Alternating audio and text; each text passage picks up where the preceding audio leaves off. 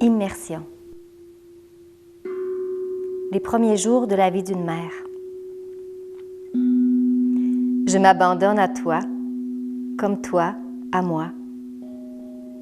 J'ai besoin de toi, comme tu as besoin de moi. Ma sensualité, c'est avec toi que je la vis. Tu es mon enfant intérieur. Nous avons des rôles. Moi, la maman. Toi, le bébé. Je t'aime, mon enfant. Je baigne dans tes odeurs, nos odeurs, toutes nos odeurs. Cette fusion, je la reconnais. Je la veux. Je la veux. Les cycles de la vie. Humaine. Humaine. Ben, c'est notre thème. C'est notre thème. Notre thème pour 5e épisode de la série. Peut-être qu'on aurait pu dire le cycle de la vie humaine parce qu'on veut parler du fait que chacune de nos existences commence par une fécondation, une naissance, la puberté, l'acquisition de diplôme, toute cette roue jusqu'à la mort et à la renaissance, si on veut la considérer. Puis dans chacune de nos vies, il y a des petits cycles, comme les saisons, les journées.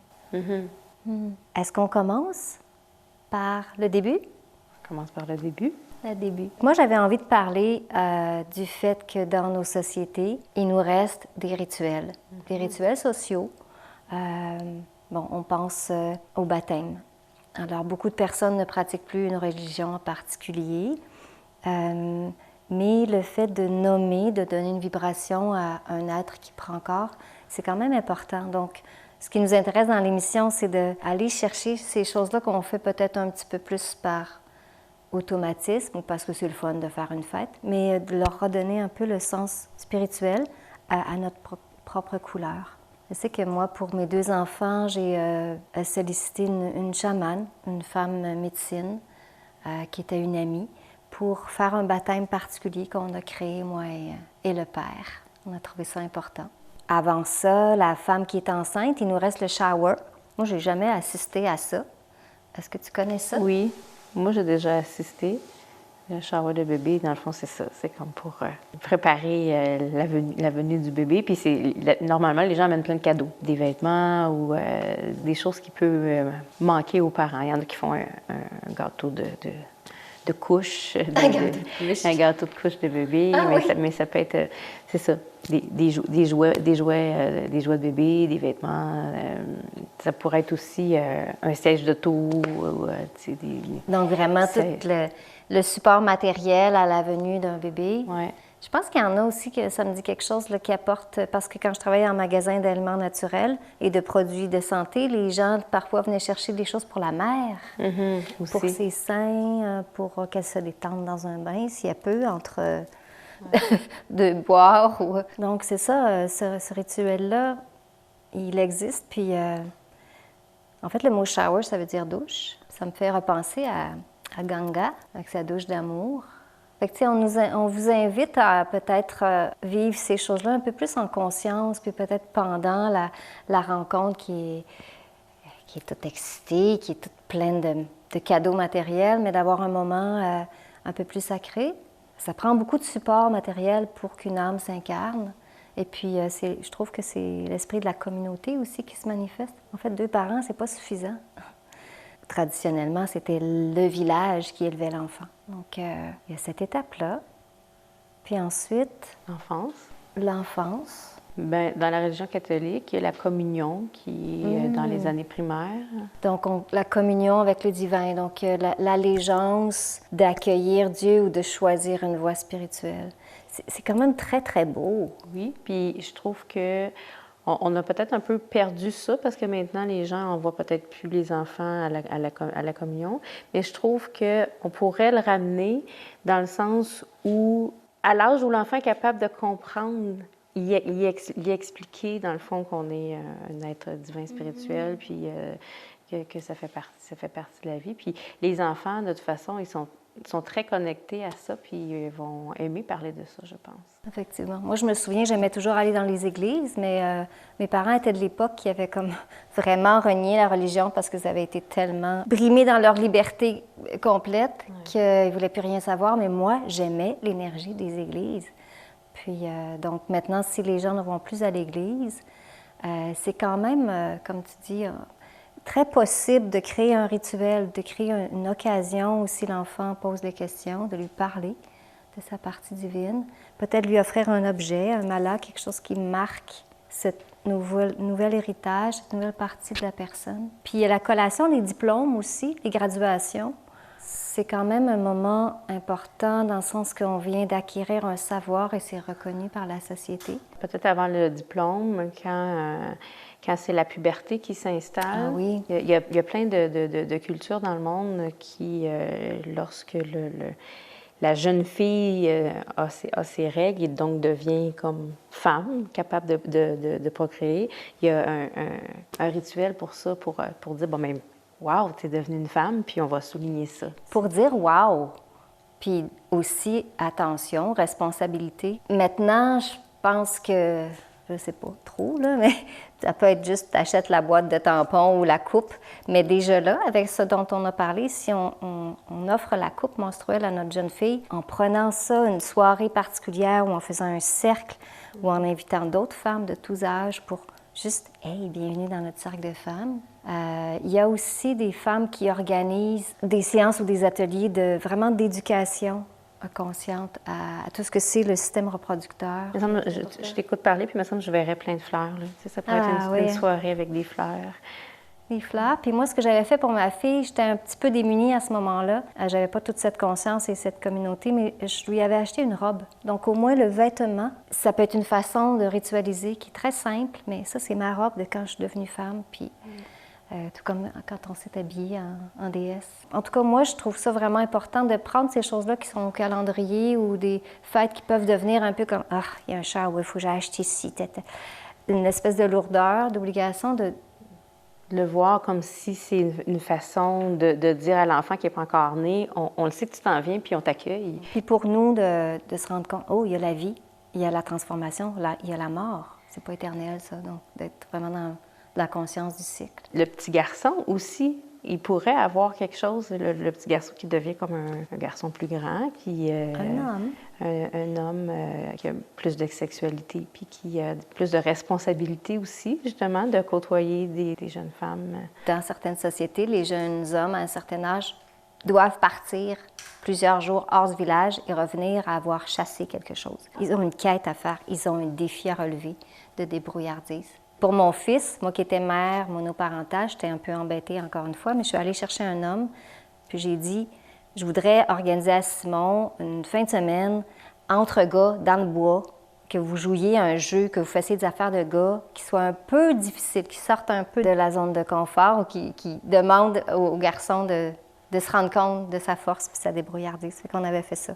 Le yoga, c'est aussi ça, de créer notre vie, de créer des rituels. Peut-être que aussi offrir ou s'offrir une retraite de méditation ou de yoga, partir 2-3 jours du contexte habituel, ça aussi c'est un rituel.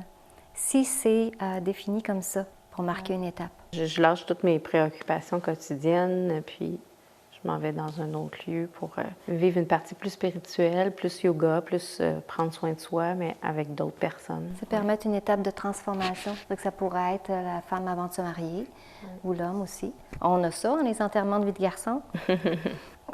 Je ne sais pas qu'est-ce qui se passe là-dedans, mais donc les rituels sont présents, mais peut-être qu'ils ont perdu un peu de leur vibration subtile ou du cœur, enfin. C'est intéressant de prendre le temps de penser à ça et de choisir comment on vit. Et on voulait parler un texte un petit peu à ce sujet-là, l'idée du pèlerinage. Qu'est-ce que tu sais de ça, toi? Bien, je sais qu'il y a des cultures qu'ils doivent faire au moins un pèlerinage dans leur vie. En Inde, entre autres, il y a la Kumbh Mela aussi. Ah oui, hein, la grande fête. La grande fête en Inde qui se fait sur le bord du Gange, la jonction de deux rivières qui se déversent. Donc le lieu physique est particulier aussi Parce que quand on parle de sacré, de rituel, c'est de se déplacer de l'espace profane à un espace psychique ou physique qui est différent. Fait que là, c'est intéressant. C'est en plus... C'est ça. Donc, tu as tout le chemin pour se rendre. Donc, il y a tout le pèlerinage pour se rendre à ce lieu-là. Mais on le sait que c'est ça notre destination. Puis c'est un lieu qui représente quelque chose pour nous d'arriver là. Mais aussi, vibration. Mais aussi tout l'état d'être en chemin. Exact. Notre vie est un chemin. C'est ça, le pèlerinage, c'est intéressant parce qu'on part de la maison, on fait un chemin qui est la transformation, on arrive à un point culminant, on vit quelque chose, puis on revient, on pense qu'on revient. On refait le trajet, mais comme on avait montré dans le dessin, c'est pas le même chemin parce qu'on s'est transformé, mais on revient à l'espace. Fait qu'il y a des pèlerinages comme ça, c'est une fois par vie. Dans l'islam, entre autres, les gens doivent aller à la Mecque une fois dans leur vie. Donc, c'est déjà un cycle qui est inscrit dans la culture. Puis, il y a des pèlerinages qu'on peut se créer. On est vraiment dans l'idée du cycle. C'est pas rendu jusqu'à la mort, mais ça aussi, il y a un rituel aussi qui peut accompagner l'avant-mort.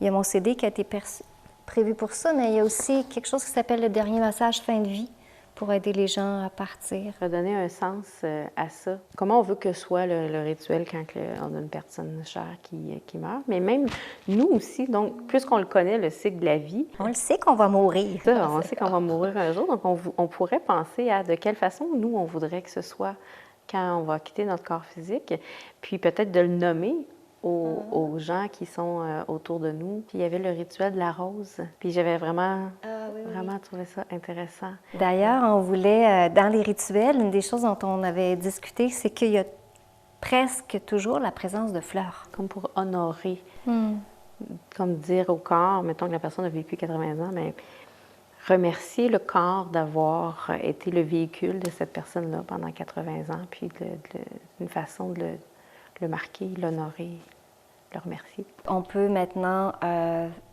prendre les cendres d'une personne défunte, mettre ça à un endroit et faire pousser un arbre. Donc, dans certains salons funéraires, ils offrent ce service-là. Intéressant à savoir. Donc, vraiment être dans la conscience que ça va être réutilisé pour créer une autre vie. J'ai écrit un texte sur la mort qui fait partie de la vie. C'est un rosier. Un rosier qui m'a inspiré ça. Donc, à la maison, vous pouvez vraiment prendre un moment, vous installer, respirer pour accueillir le texte comme un moment de conscience du cycle de la vie, de la mort. La mort égale la vie. Pourquoi avons-nous si peur de la mort? Alors que dans la nature, à chaque instant, se côtoient la vie et la mort simultanément. As-tu déjà observé au sol des feuilles mortes et des jeunes pousses bien vivantes? Ou bien sur une même branche d'un rosier, la fleur fanée, la fleur fraîchement éclose et le bouton à éclore. Le passé, le présent et le futur dans le même instant. Belle leçon de la nature. La mort fait partie de la vie. Des parties de moi meurent chaque jour. Je laisse ce qui est mort pour me renouveler. Je crée de l'espace pour du nouveau. Ce que je crée maintenant détermine le futur.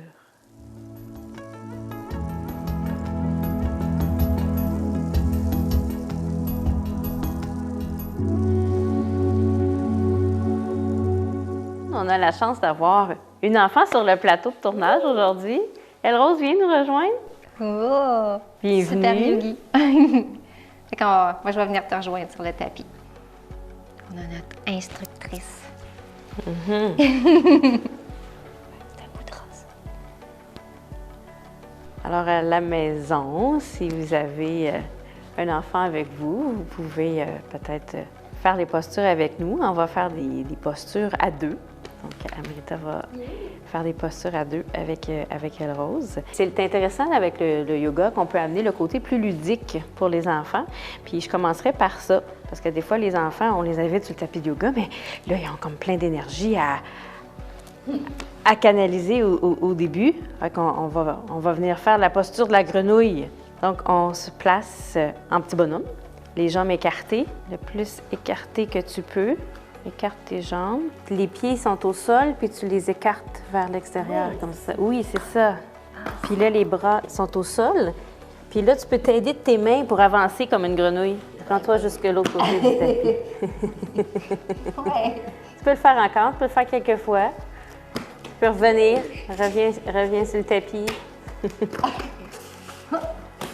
Ensuite, il y a la posture du lion aussi qu'on peut faire. Le lion, on vient justement se placer sur les genoux. Puis là, on essaye de faire le lion. Un lion, ça rugit. Alors, ce qu'on va faire, c'est rugir comme un lion. Puis on peut ouvrir grand les yeux, amener les yeux vers le haut, puis ouvrir la bouche, puis sortir la langue.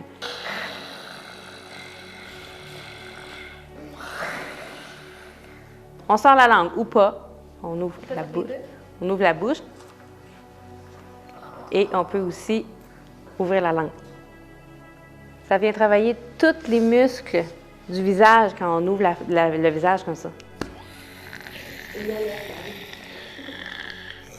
Oh! J'ai vraiment eu peur. Ouais, là on respire. La posture de l'arbre. Oui, on peut faire la posture de l'arbre. T'as un pingouin sur le tapis bleu, sur la banquise. Ah! On est rendu dans la forêt. OK. À la maison, on essaie de faire la posture de l'arbre. Donc, ce qu'on peut faire pour avoir notre équilibre, on vient vraiment, le pied qui est au sol, on vient vraiment le déposer pour s'ancrer, être stable dans nos racines. Puis, on vient déposer l'autre pied, mais on n'est pas obligé de le lever trop vite. Dépose-le juste sur ta cheville. C'est ça. Puis, on peut s'aider pour notre équilibre, les mains sur les hanches. Fixe ton regard quelque part. Tu peux le fixer, Amrita. Puis si on veut, on peut lever les bras comme si nos bras sont des branches d'arbre. Puis si on ne l'a pas, l'équilibre, c'est pas grave, ça fait un arbre dans le vent. Puis quand on amène nos mains ensemble comme ça sur le dessus, ça fait comme une feuille. Puis moi, j'ai une pomme dans mon arbre. Ouais, si on met les doigts qui se touchent en rond comme ça fait une pomme. La pomme est tombée. Ta pomme est tombée. Compote de pommes. Ah, bon, qu'est-ce qu'on faisait après? On va retourner au sol, je pense. Je crois que c'était La sirène. Donc, il y avait de l'eau à côté de l'arbre. Alors, on s'assoit sur nos pieds, mais là, on va comme pencher sur le côté. Puis là, on fait des mouvements vers le côté, des mouvements de sirène qui bougent dans l'eau. Nous pourrions chanter, mais nous ne chanterons pas. Puis on peut faire comme Amrita, venir déposer la main au sol pour s'étirer. Ou tu la laisses voguer dans les vagues comme ça. Qu'est-ce que ça fait si je me penche? Penche-toi à l'autre bout. Ouais, là, les sirènes, ils voient passer un bateau. Ça leur donne le goût de faire la posture du bateau. On met nos pieds ensemble parce qu'on veut étirer les pieds, puis là, les mains ne se toucheront plus. Donc, vous pouvez utiliser à la maison tout simplement un foulard, un châle. Puis là, l'enfant peut prendre le bout du foulard. On met les pieds ensemble, un pied. On lève les pieds, puis on les lève, les pieds. On tire dans nos mains, puis on essaie d'allonger nos jambes, puis de pencher vers l'arrière. Mon joli petit navire, que mon joli petit voilier. Bateau qui navigue. Merci, capitaine. Amrita a fait une petite sieste. Fait que là, toi, tu peux t'approcher d'elle pour la prochaine posture pendant ce temps-là. Au-dessus du bateau, il passe un avion. Veux-tu participer à la posture de l'avion avec Elle Rose? Donc, le dos de la personne qui est au sol, donc le dos vient déposer au sol. On vient plier les pieds. Oui, attrape mes poignets, on prend le temps. Et on prend le temps de bien s'installer. Et on a un bel avion! L'avion qui vole! Si tu veux, tu peux lâcher ce bras-là. Jenny est là. Ouh! Tu voles! Si tu veux, on essaye l'autre. Jenny, t'es là. Ouais. Respire. Ah! Respires-tu? Et on va descendre, atterrir. Dans quelle ville tu vas atterrir? Donc, on plie la personne la personne plie les genoux pour redescendre et on revient. Après, on veut démontrer la posture de la roue. Donc, on a les jambes pliées, les pieds sont bien au sol. On vient mettre Nos mains à l'envers, serrer les épaules. Ouais! Donc, quand on est enfant, c'est quand même facile de faire la roue. Quand on est un adulte, on peut aussi faire la roue, mais on va montrer les différentes étapes. Le dos est au sol, on a nos genoux qui sont pliés, les pieds sont bien au sol aussi. La première étape, on peut laisser les bras le long du corps et on va venir soulever le bassin. Donc ça, c'est plus comme la posture du pont, mais ça permet à notre corps de commencer à comprendre ce qu'on veut faire, qu'on vient respirer dans cette étape-là. Et la prochaine étape, moi j'aime bien redescendre. Je redescends. Et là, on va prendre le temps de venir ramener nos mains aux épaules à l'envers. Donc, c'est ça. Donc, les mains qui viennent, les doigts qui s'en vont vers les pieds. Les coudes vers le ciel. C'est ça, les coudes vers le ciel. Puis là, encore une fois, je vais soulever mon bassin, pousser sur mes mains, puis j'essaie d'amener mon sommet de la tête au sol. Et si j'ai assez de force dans mes bras, là, je pourrais pousser pour décoller la tête du sol. Pour faire la roue complète, comme elle rose tantôt. Et on n'est pas obligé de la tenir longtemps. On respire quand on est dedans. Ça vient vraiment comme tout étirer ici, là, au niveau du plexus solaire. Puis quand c'est suffisant pour nous, on redépose la tête au sol et tout le dos. Et on vient s'allonger, relaxer ou faire une petite boule. Veux-tu faire la petite boule? Fais la petite boule pour relaxer. Et pour terminer, on va se saluer en yoga. Namasté. Namasté à la maison. On va poursuivre avec des postures de yoga sur chaise pour les personnes qui sont moins à l'aise de faire des postures au sol. Aussi, quand on travaille au bureau puis que des fois, on sent qu'on pourrait faire des mouvements sur notre chaise.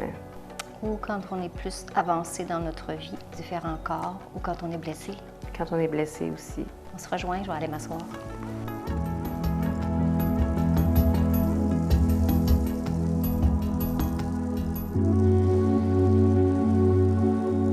Nous avons sorti nos chaises pour la démonstration sur chaise. On va tout simplement s'asseoir confortablement sur notre chaise.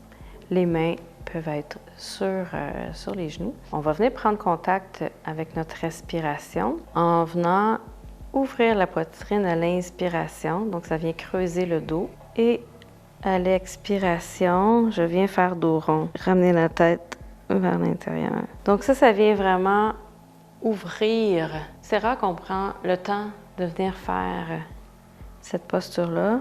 Donc, en yoga, quand on est à quatre pattes sur le tapis, on vient le faire dans la posture du chat. Là, on vient l'adapter pour la chaise.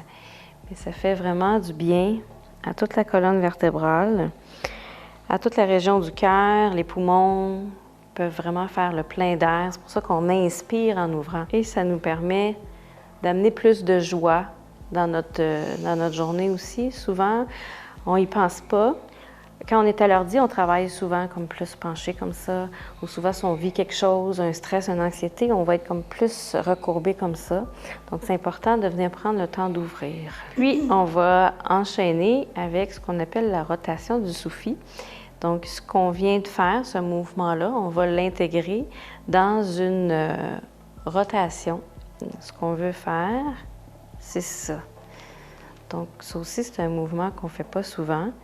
Donc, même chose. Quand je vais devant, je viens ouvrir, puis je m'en vais sur le côté. On peut contracter le ventre, peut-être qu'on fait ça, pour garder notre position stable. C'est un peu comme si on avait un axe central, puis on vient tourner autour de cet axe-là.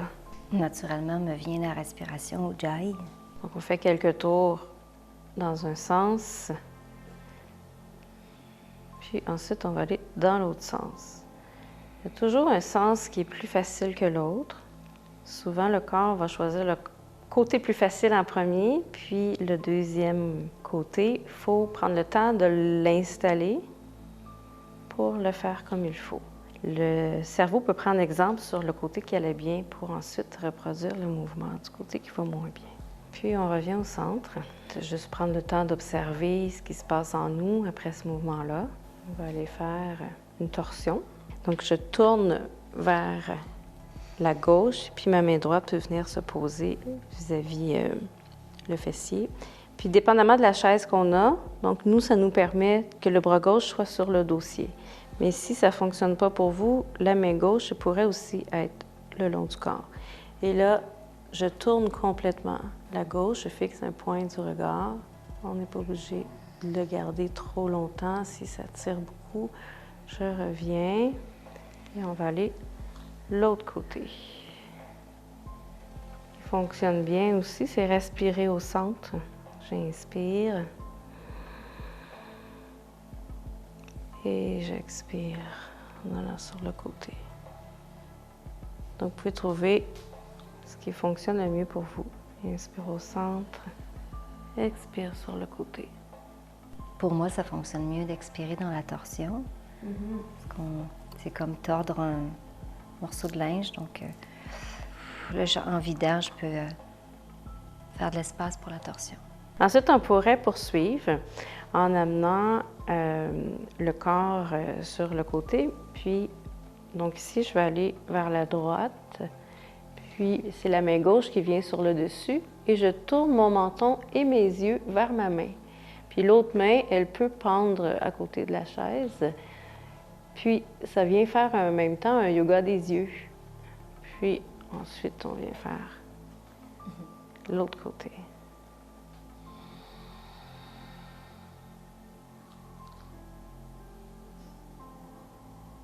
Puis en même temps, ça fait du bien aux yeux de regarder vers le haut. Puis là, Amrita vient de se rajouter un bloc. Donc, j'ai oublié de le dire au début, mais si vos pieds ne sont pas stables au sol, quand on est sur chaise, ça peut être intéressant de rajouter quelque chose. Puis si vous n'avez pas un bloc à la maison, ça pourrait être un petit coussin ou une couverture pliée, un dictionnaire, quelque chose que vous avez. Donc, des fois, c'est des mouvements qui sont quand même assez simples, mais qui apportent beaucoup de bienfaits dans le corps. Prendre le temps de venir respirer, d'amener notre conscience dans le bas du dos. Maintenant qu'on a étiré le corps et puis qu'on relaxe, on est revenu au neutre sur notre chaise, on pourrait méditer comme ça sur notre chaise. Prendre le temps de s'installer confortable et puis juste méditer, les mains soit sur les cuisses ou soit une paume de main une sur l'autre, comme vous êtes confortable. Puis d'ailleurs, à tout moment, quand vous méditez, vous pouvez utiliser une chaise. On n'est pas obligé d'être dans une posture assise au sol pour méditer, pourvu qu'on ait le dos droit pour que ça circule bien dans la colonne. Toute personne peut faire de la méditation.